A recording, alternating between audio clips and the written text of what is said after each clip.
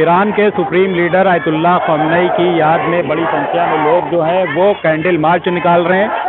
पुराने लखनऊ में छोटे इमाम बाड़े से लेकर बड़े इमाम बाड़े तक बड़ी संख्या में जो लोग हैं वो कैंडल मार्च निकाल रहे हैं, जिसमें महिलाएं और बच्चे भी बड़ी संख्या में शामिल है। तस्वीरों में साफ तौर पर देखा जा सकता है कि महिलाएं भी कहीं से कम नहीं है, अपना जो आक्रोश है वो जताती हुई नजर आ रही हैं, अपनी नाराजगी जो है वो जताती हुई नजर आ रही हैं। हाथों में मोमबत्तियां लेकर शहीद को कहीं ना कहीं जो अपना सलाम है वो पेश करती हुई नजर आ रही हैं। बहुत बड़ी संख्या में जो महिलाएं हैं वो भी यहाँ पर हैं, पुरुष जो है बड़ी संख्या में जो लोग हैं वो शामिल हैं। हम आपको तस्वीरों में दिखाएं कि छोटे इमाम बाड़े से लेकर घंटाघर होते हुए बड़े इमाम बाड़े तक बड़ी संख्या में हाथों में छोटे छोटे बच्चे मोमबत्तियां लेकर कहीं ना कहीं अपने गम का इजहार भी कर रहे हैं, विरोध भी कर रहे हैं। जिस तरीके से अमेरिका और इजराइल के हमले में आयतुल्लाह की मौत हुई है तो उसकी जो नाराजगी है वो साफ तौर पर लोगों में देखने को मिल रही है। बहुत बड़ी संख्या में जो लोगों का हुजूम है वो पुराने लखनऊ में निकला हुआ है।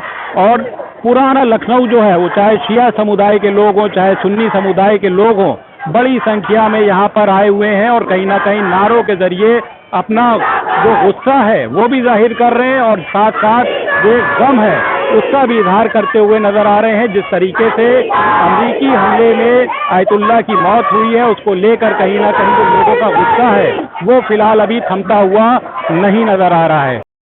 देखिए, आयतुल्लाह सैयद अली ख़ामेनी साहब की शहादत हुई है, उसको लेके पूरी कौम में पूरी मिल्लत में गम की लहर है, क्योंकि ख़ामेनी साहब शहीद हुए हैं। आज मिल्लत का बच्चा बच्चा, हर मर्द औरत जवान बूढ़ा सब अपने घरों से बाहर बाकायदा ख़ामेनी साहब की ईरान की हिमायत में निकले हैं। अमेरिका और इजराइल, उनके सर डोनाल्ड ट्रंप, नेतन्याहू का पुतला जलाया गया है। भरपूर तरीके से यहाँ प्रोटेस्ट हो रहा है। लखनऊ के अंदर, लखनऊ अदादारी का मरकज़ है, सिर्फ लखनऊ ही नहीं बल्कि पूरे मुल्क में पूरी दुनिया में प्रोटेस्ट हो रहा है। ख़ामेनी साहब से हमारे जज्बाती लगाव थे। ख़ामेनी साहब हमारे रिलीजियस पेशवा, हमारे रिलीजियस रहनुमा का नाम है, लिहाजा ख़ामेनी साहब की शहादत रायगा नहीं जाएगी। कल के यजीद ने यह समझा था कि हमने इमाम हुसैन को ख़त्म करके इस्लाम को ख़त्म कर लिया। आज के यजीदियों ने यह समझा है कि हमने ख़ामेनी साहब को शहीद करके ईरान को ख़त्म कर दिया। ना कल का यजीद कामयाब हुआ था, ना आज के यजीदी कामयाब होंगे और भरपूर तरीके से अमेरिका और इजराइल को जवाब ईरान देगा इंशाअल्लाह। और मुल्कों की चुप्पी क्यों साझे में आप? देखिए, जो इस्लामी देश हैं ये सब अमेरिका और इजराइल की नाजायज़ औलादें हैं, जिसके अंदर सऊदी अरब है, यूएई है, बहरीन है, पूरी तरीके से ये सब नाजायज़ औलादें हैं। सऊदी या आपके अमेरिका और इजराइल की, और इजराइल ख़ुद अमेरिका की नाजायज़ औलाद है।